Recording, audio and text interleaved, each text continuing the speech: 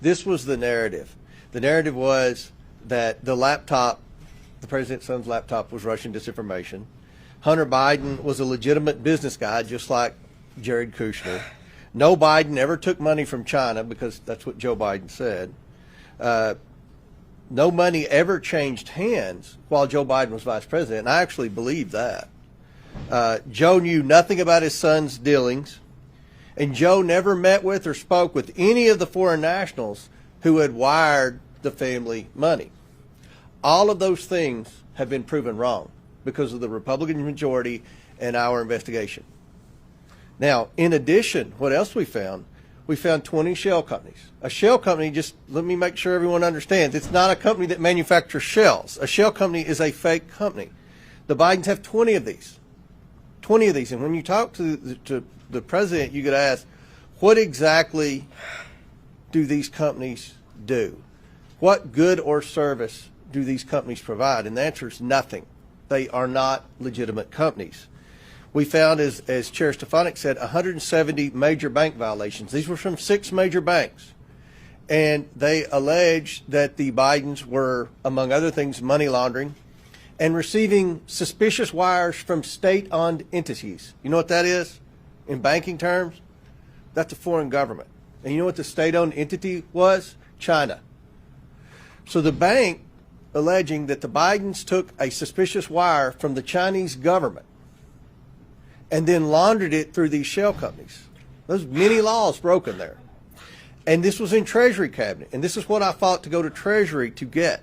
These are very serious allegations. Associated Press just wrote a story that said there's no evidence of wrongdoing. What a disgrace to journalism. And I don't complain much. I'd take it. But that's just not true. We also learned that 9 Biden family members have received money from foreign entities. 9 families, including the president's granddaughter, who received a wire that had been laundered to the shell companies from Romania days after the president left Romania when he was vice president. That's hard to explain. The Bidens received over $20 million. My question to you, what did they do to receive that money? No one can answer that question. $20 million. Is there not any curiosity as to what they did to receive $20 million? We also found a Form 1023, an FBI form alleging Joe Biden took a bribe. And what we learned from this is the FBI never investigated this allegation. And in the FD 1023, it said that investigators would take 10 years to figure out where these bribes went because of the various bank accounts that they wired the money through.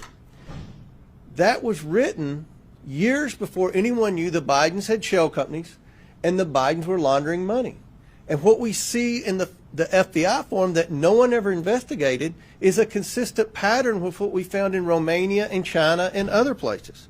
We also discovered that Joe Biden's used at least 3 pseudonyms on over 5,000 emails. We know one of these, his son was copied in a pseudonym that pertained to Ukraine.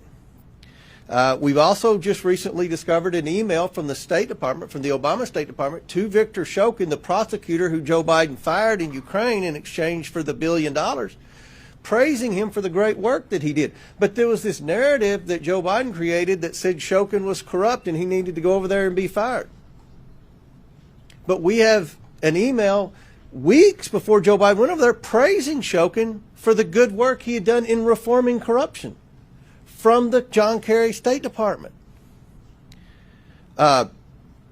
So we also have testimony from Devin Archer saying that at that same time period Joe Biden went to Ukraine to fire the prosecutor, that Hunter was being squeezed by the owners of Burisma to call D.C. for help. This is all in a timeline here.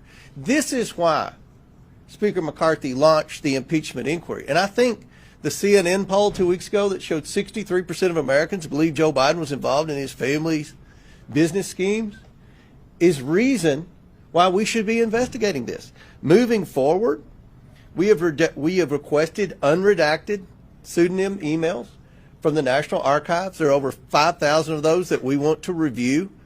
We have to get President Obama has to sign off on those, so he's supposedly reviewing them as we speak. We hope to get those. We hope to get the president's son and brother's personal bank accounts.